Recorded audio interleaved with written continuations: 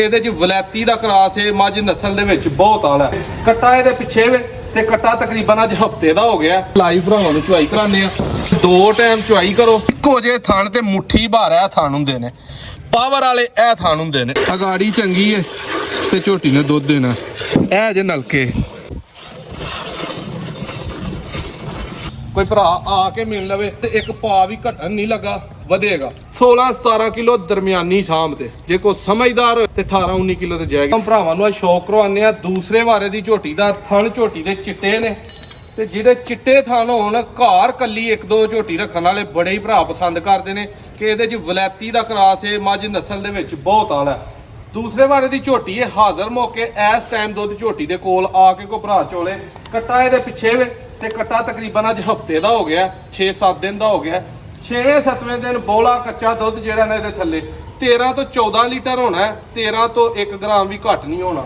ਜਾ ਲਾਨੇ ਇਹਦੇ ਥੱਲੇ ਔਰ ਕੋਈ ਪਸਮੀ ਨਹੀਂ ਝੋਟੀ ਕਰੀਬ ਲਿਆ ਯਾਰ ਥਣ। ਝੋਟੀ ਕਿਸੇ ਤਰ੍ਹਾਂ ਦਾ ਕੋਈ ਪਸਮਾ ਨਹੀਂ। ਪਿੱਛੋਂ ਜ਼ਰਾ ਭਾਈ ਵਿਖਾਓ। ਠੀਕ ਹੈ, ਬਿਲਕੁਲ ਸਾਦੀ ਕੱਟਾ, ਬਿਲਕੁਲ ਫਰੈਸ਼ ਹੈ। ਜਿਵੇਂ ਸ਼ਿਕਾਰੀ ਨਹੀਂ ਅੱਗੋਂ ਪਿੱਛੋਂ ਨੱਸਦੇ, ਉਂਝ ਕੱਟਾ ਮੇਰੇ ਕੋਲ ਨੱਸਣ ਡਿਆ। ਲਾਈਵ ਭਰਾਵਾਂ ਨੂੰ ਚੁਆਈ ਕਰਾਉਂਦੇ ਆ।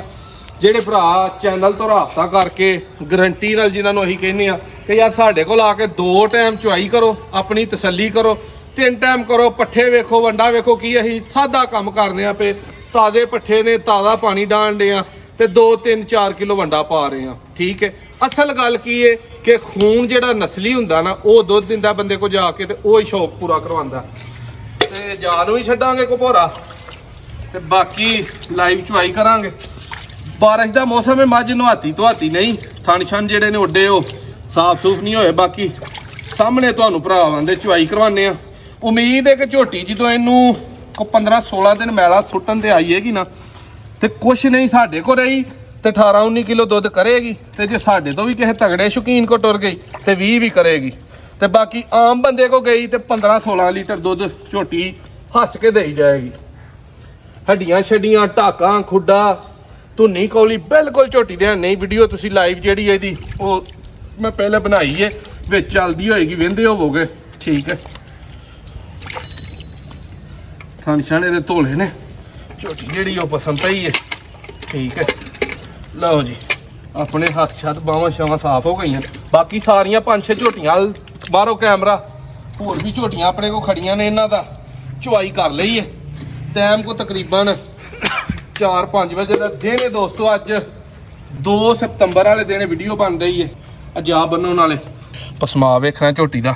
ਠੀਕ ਹੈ, ਇੱਕੋ ਜਿਹੇ ਥਣ ਤੇ ਮੁੱਠੀ ਭਾਰ ਇਹ ਥਣ ਹੁੰਦੇ ਨੇ, ਪਾਵਰ ਵਾਲੇ ਇਹ ਥਣ ਹੁੰਦੇ ਨੇ। ਅਗਲਾ ਪਿਛਲਾ ਇੱਕੋ ਜਿਹਾ ਥਣ। ਲਓ ਜੀ, ਜਾ ਅੱਗੇ ਕੱਟਾ ਵੱਜ ਗਿਆ। ਠੀਕ ਹੈ, ਵਾਲ ਦਾ ਰਾਤਾਂ ਨੂੰ ਲਾਗੇ ਨੇ ਸਾਫ਼ ਕਰ ਲਈਏ, ਦੁੱਧ ਚ ਨਾ ਡਿੱਗਣ। ਲਓ ਦੋਸਤੋ, ਮੈਂ ਕੋਸ਼ਿਸ਼ ਕਰਨਾ ਕਿ ਤੁਹਾਨੂੰ ਲਾਈਵ ਜਿਹੜਾ ਉਹ ਚੁਆਈ ਵਹਾਈ ਜਾਏ। ਅੱਜ ਸਾਹਿਬ ਦੂਜੀ ਬਾਲਟੀ ਵੀ ਜ਼ਰਾ ਮੇਰੇ ਕੋਲ ਰੱਖ ਦੋ ਲਿਆ ਕੇ।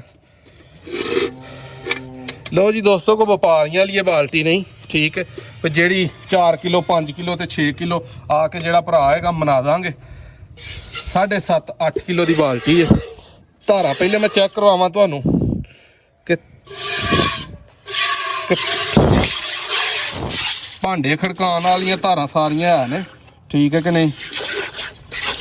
ਹੁਣ ਇਹਦੀ ਮੈਂ ਅਗਾੜੀ ਤੁਹਾਨੂੰ ਚੋ ਕੇ ਦੱਸਣਾ, ਕਿਉਂਕਿ ਅਗਾੜੀ 'ਚ ਦੁੱਧ ਹੁੰਦਾ। ਅਗਾੜੀ ਚੰਗੀ ਹੈ ਤੇ ਝੋਟੀ ਨੇ ਦੁੱਧ ਦੇਣਾ। ਠੀਕ ਹੈ, ਜਿਹੜੇ ਭਰਾ ਚੈਨਲ ਤੇ ਨਵੇਂ ਨੇ ਸਬਸਕ੍ਰਾਈਬ ਕਰ ਲੈਣ। ਆਨਲਾਈਨ ਪੂਰੇ ਪਾਕਿਸਤਾਨ 'ਚ ਮੰਡੀ ਭਾਵਲਦੀਨ, ਜੇਲਮ, ਗੁਜਰਾਤ, ਦੀਨੇ, ਡਿੰਗੇ, ਪਿੰਡੀ, ਸਿਆਲਕੋਟ ਦੇ ਵਿੱਚ, ਗੁਜਰਾਲੇ 'ਚ, ਲਾਹੌਰ 'ਚ, ਕਿਤੇ ਵੀ ਭਰਾਵਾਂ ਨੂੰ ਸਜਰੀਆਂ ਝੋਟੀਆਂ ਜੇ ਚਾਹੀਦੀਆਂ, ਗੱਬਨ ਕੋਈ 2-4-5 ਦਿਨ ਹਫਤੇ ਦੀ ਚਾਹੀਦੀ ਹੈ ਤੇ ਰਾਬਤਾ ਕਰ ਲਓ। ਲੋਕੇਸ਼ਨ ਆਪਣੀ ਭਾਈ ਸਿਆਲਕੋਟ ਹੈ।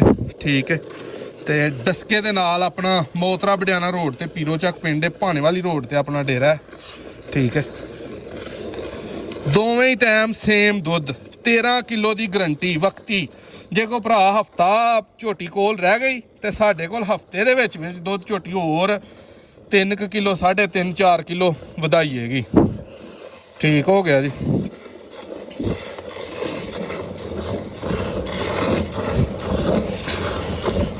ਨੈਟ ਤੇ ਬੜੀ ਸੋਚ ਸਮਝ ਕੇ ਦੋਸਤੋ ਜਾਨਵਰ ਲੈਣੇ ਚਾਹੀਦੇ ਨੇ, ਜਿਹੜਾ ਵੀ ਕੋਈ ਭਰਾ ਲਵੇ।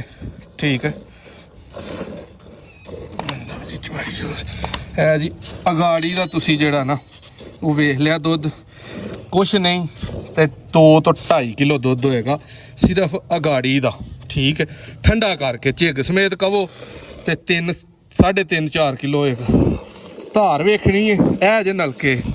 ਠੀਕ ਹੈ, ਅਸਲ ਜਿਨ੍ਹਾਂ ਨੂੰ ਨਲਕਾ ਕਹੀਦਾ ਨਾ ਦੋਸਤੋ ਉਹ ਹੈ ਜੇ।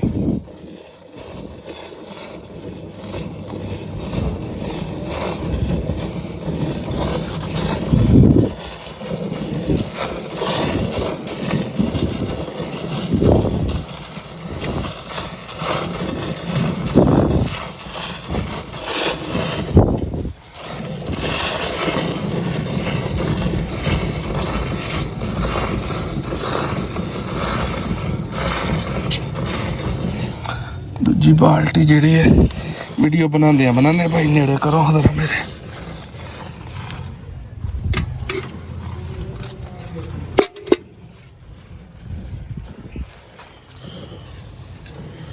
ਲਓ ਜੀ ਇੱਕ ਬਾਲਟੀ ਇੱਥੇ ਧਰ ਦਿਓ ਰੁੜੇ ਨਾ। ਇੱਧਰ ਬਹਾਓ ਜੀ, ਇੱਧਰ ਕੈਮਰਾ। ਇਹ ਫੇਰ ਜੀ ਭਾਂਡਾ ਖੜਕਦਾ ਵੇਖਣਾ। ਠੀਕ ਹੈ,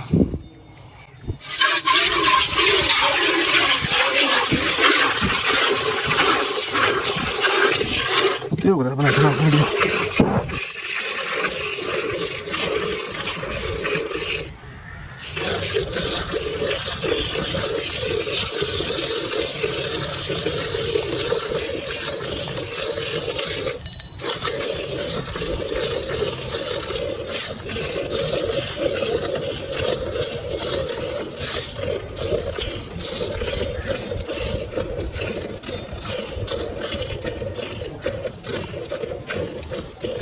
भाई पर रखो जरा